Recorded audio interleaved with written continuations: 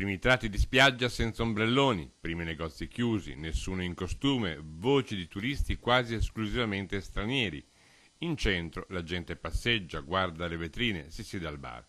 Jesolo, sotto le nuvole, si presenta così, vittima del tempo, ma con la speranza di poter recuperare ancora qualcosa. A memoria storica, anche parlando con gente che ha qualche anno sulle spalle, non ha ricordi di situazioni del genere. Diciamo che indicativamente saranno un 70-80 anni che non succedeva una cosa del genere, ma poi continuo, luglio, agosto è stato molto penalizzante. La maggior parte dei negozi e locali è aperta e con il tempo incerto per i turisti sono l'unica soluzione. Se il tempo è bello, lo permette, la gente viene, ma se il tempo è incerto, piovugginoso, nuvolo come oggi, che vuoi che venga a fare? Gli operatori sperano, ma definire ottimisti sarebbe esagerato. Fino alla fine di settembre dipende sempre un po' il tempo, però diciamo verso l'inizio delle scuole questo incide moltissimo nel nostro settore, comunque sicuramente turistico. Il tempo è quello che è. Incide sul turismo?